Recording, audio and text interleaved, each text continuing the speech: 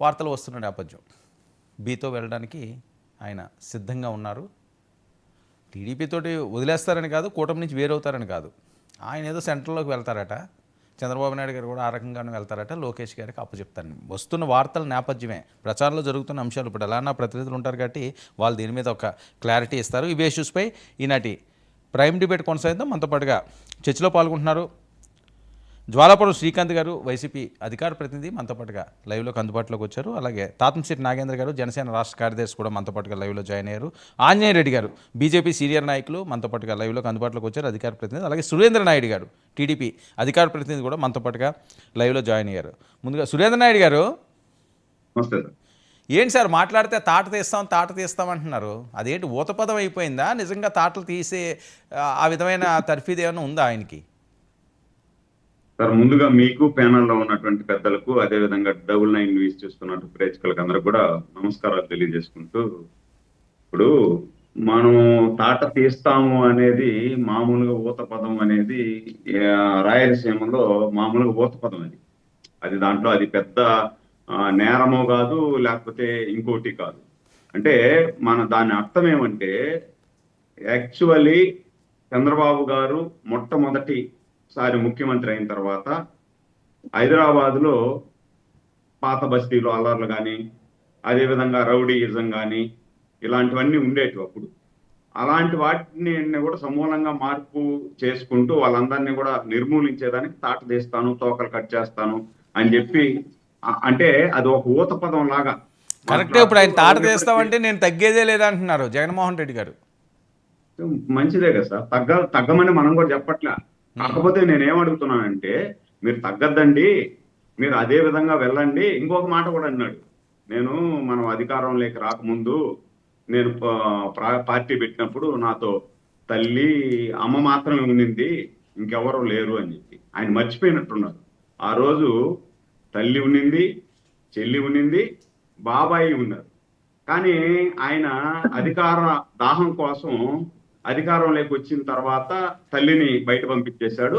అధికారంలోకి రావడం కోసం ఏకంగా బాబాయినే పైకి పంపించేశాడు, చెల్లిని రోడ్డు మీద వదిలేశాడు. ఆ రోజు తల్లి, నాకు తెలుసు, డైరెక్ట్ గా నేను చూసా, లీలామహల్ సెంటర్లో తిరుపతిలో కొంగు పట్టుకొని విజయమ్మ కొంగు పట్టుకొని, తండ్రి లేని బిడ్డ ఒక ఛాన్స్ ఇవ్వండి, మీలో బిడ్డగా మీకు కలిపేస్తున్నాను అని చెప్పి ఆ రోజు తల్లి ఒడి పట్టుకొని అడుక్కునింది. చెల్లేమో, నా అన్న వదిలిన బాణము, నా అన్నని చాలా ఇబ్బంది పెడుతున్నారు అని చెప్పి. ఇప్పుడు ఎందుకు ఇవి చెప్తున్నారు ఏంటి? చెప్తున్నా, ఒక సెకండ్ సార్, క్లారిటీ ఇస్తా ఎందుకు చెప్తున్నాను. ఆ రోజు ప్రయత్నం చేసింది జగన్మోహన్ రెడ్డి గారు చెప్పారు కదా ఇందాక మీటింగ్ లో మామూలు మాట్లాడుతూ, ఆ రోజు నాకు తల్లి నేను ఇద్దరే ఉన్నాను, నన్ను నమ్మిన వాళ్ళు కొంతమంది, నన్ను అభిమానించే వాళ్ళు నాతో వచ్చారు, కాబట్టి మనం పార్టీని బాగా డెవలప్ చేశాం, ఇప్పుడు ఇంకా ఎక్కువ మంది ఉన్నారు కాబట్టి మనం మళ్ళీ యువతనంతా కూడా ప్రోత్సహిద్దాం, ముందుకు తీసుకెళ్దామని. ఆ రోజు తల్లి ఉండింది, చెల్లి ఉండింది, బాబాయ్ ఉన్నాడు. తల్లిని వదిలేస్త్రీ, బాబాయిని పైకి పంపిస్త్రీ, చెల్లిని రోడ్డు మీద పాడేస్త్రీ. ఇంక మీరు కార్యకర్తలు ఏం చూస్తారు అని. కాదు సురేంద్ర నాయుడు గారు, కొన్ని మనం వేగ్గా మాట్లాడకూడదు. ప్యానల్లో కూర్చోండి. బాబాయిని పంపించారు అంటే జగన్మోహన్ రెడ్డి గారు హత్య చేసినట్టుగా ఏమన్నా ఉందా అక్కడ ఆధారం? పంపించడం ఏంటి? ఇప్పుడు ఆయనతో కూడా ఉండేవాళ్ళే కదా. ఎలా చెప్తారండి?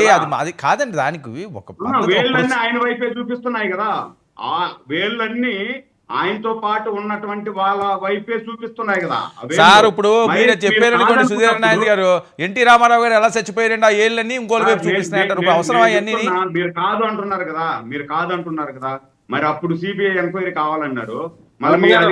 మీరు మాకు అవకాశం ఇవ్వాలి, మీరు మాట్లాడదు. ఎన్టీఆర్ గారి గురించి మేము అడుగుతాం ఆయన ఇప్పుడు అనవసరం చెప్పారు కదా, మీరు అవకాశం ఇస్తారు. అదే అంటున్నాను, ఇప్పుడు అది డైవర్ట్ అవుతుంది. ఇప్పుడు మన టాపిక్ పోతుంది, వేరే దాన్ని డైవర్ట్ అవుతుంది మీరు అయితే తెచ్చారంటేని. అదే అడిగిన ఆయన కూడా అడిగిన దానికి ఏమైనా చెప్తున్నాడా? అది లేకుండా ఏదో చెప్తున్నాడు, నేను కూడా అదే మాట్లాడాల్సి వస్తుంది కదా. శ్రీకాంత్ మీకు అవకాశం ఇచ్చినప్పుడు మీరు మాట్లాడండి. అవకాశమే సరే, ఆయన అడిగిండేదేమి సారు, వర్మ గారు అడిగిండేదేమి, మీరు చెప్తున్నదేమి, నేను అట్లా మాట్లాడితే బాగుంటుందా? మీరు హోస్టల్ మీరు కాదు కదా. సరే ఓకే సురేంద్ర నాయుడు గారు, జగన్మోహన్ రెడ్డి గారు పాదయాత్రట సజావుగా సాగిస్తారా? ఇప్పుడు తెలుగుదేశం ప్రభుత్వం 2014 ముందు జగన్మోహన్ రెడ్డి 2014 నుండి 2019 వరకు జగన్మోహన్ రెడ్డి గారు పాదయాత్ర చేస్తాను అంటే ఎక్కడా కూడా అబ్జెక్షన్ చేయాల. ఆయనకు కావాల్సినటువంటి బందోబస్తు ఇచ్చాం.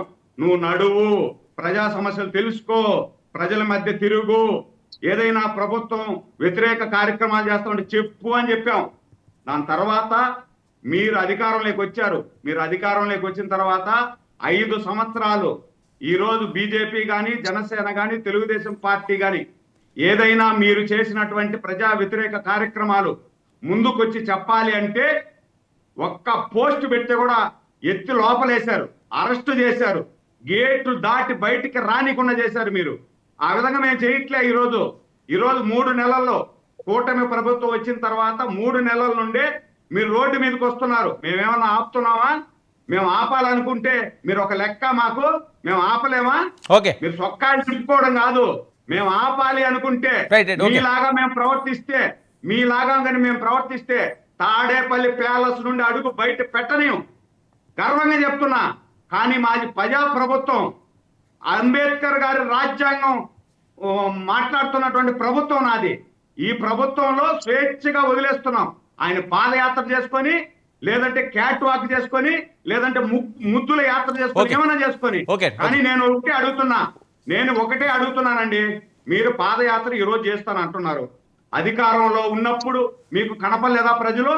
ఆ రోజు పాదయాత్ర ఎందుకు చేయలే? మీరు ప్రజల్లోకి రావచ్చు కదా. మీరు ప్రజల్లోకి వచ్చి ఏ రోజైనా మాట్లాడారా? ఒకే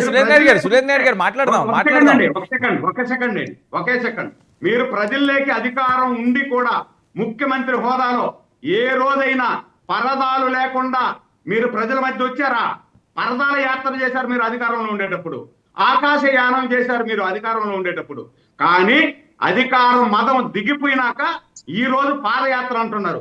ఎట్లా నమ్ముతారండి ప్రజలు మిమ్మల్ని ఎలా నమ్ముతారు? ఆ రోజు అంటే మీకు అధికారం లేదు కాబట్టి ఒక్క ఛాన్స్ అంటే ఏదో పొడస్తాడు అని చెప్పి అధికారాన్ని మీకు ఇచ్చారు.